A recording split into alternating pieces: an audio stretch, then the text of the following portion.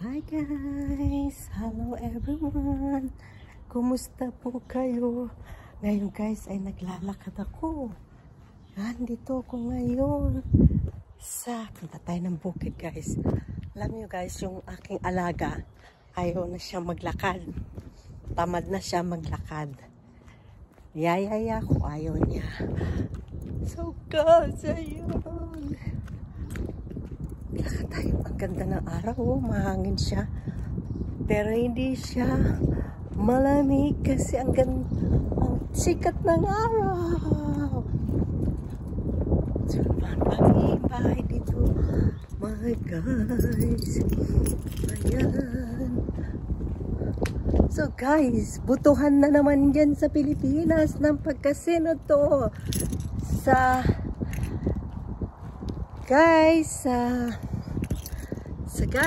May 12, huwag kalimutan, iboto natin si Laban, PDP Laban Duterte.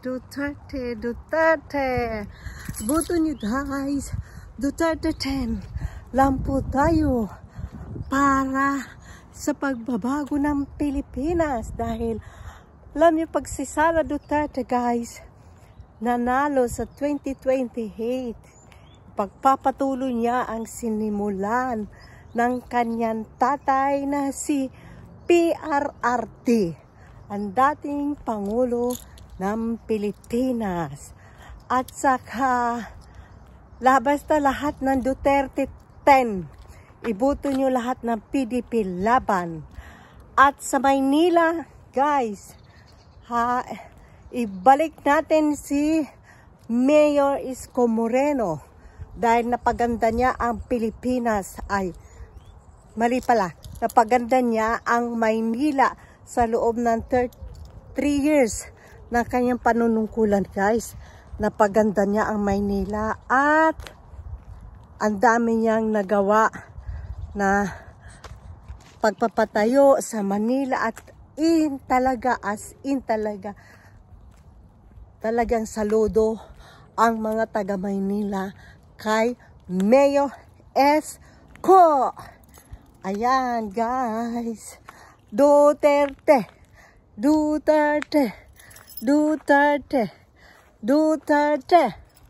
Yan, Duterte, yay! Yan, diba? Dati kinakampanya ko din noon si BBM. May vlog din ako dyan na sumisigaw ako dati ng BBM, no? Dahil katambal niya si Sara Duterte.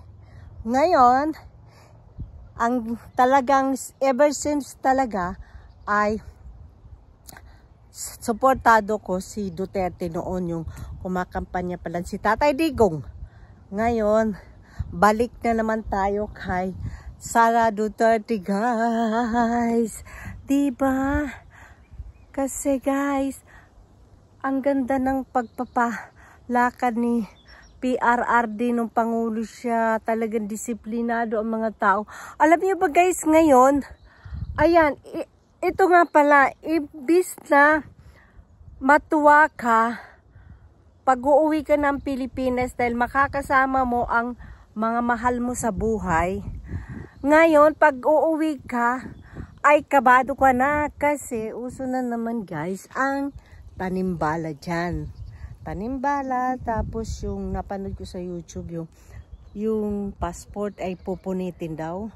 Nag-viral yan ngayon dyan sa airport natin na yung passport ay pinupunit nila dyan, tapos para hindi ka makalipad, and then manghihingi daw sila ng ano doon, ng ano ba tawag nun? Ng ransom yata yun, or bayad. Yung ganun. Hello! Hello! Ciao, ciao! Danke! Kaya yan, uso na naman.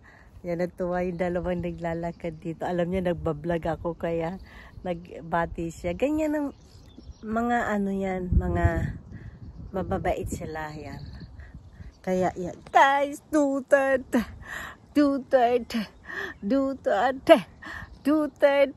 Ayan, naku, excited na ako sa May 12, guys.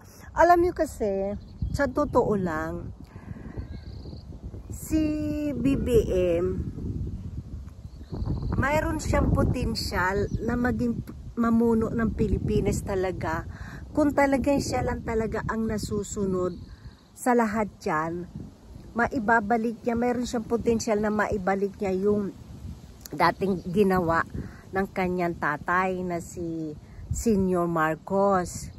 Kaso, karamihan nga guys na naririnig ko at napapanood ko sa social media na mga maling tao ang nakapaligid kay BBM. Kaya tignan nyo guys, pati si Amy Marcos ay tumiwalag na rin sa alyansa niya kasi di ba sabi ni Amy ay kung saan yung tama doon siya, di ba? Kaya suportahan natin siya kasi hindi naman guys pare-pareho ang magkakapatid. Kahit sabihin mo pang magkakapatid kayo pero hindi pare-parehas ang pag-uugali ng magkakapatid. Kaya sa May 12 guys, hindi ko nahabaan ng aking video. May 12, yeah, suportahan natin PDP laban Sara Duterte.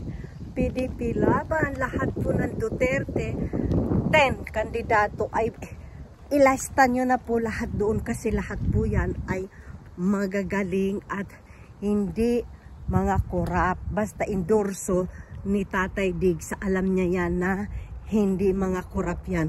Marcoleta day, yan sa pinakamagaling na pag iyan binuto nyo Senado. Bongo, basta lahat yan. Kasi yan mga taong hindi nyo kaya bilhin. Okay guys, and that's all for today, and thank you for supporting my vlog, and happy weekend po sa lahat, and nice Sunday, and thank you for supporting again my video. See you again next time. Bye!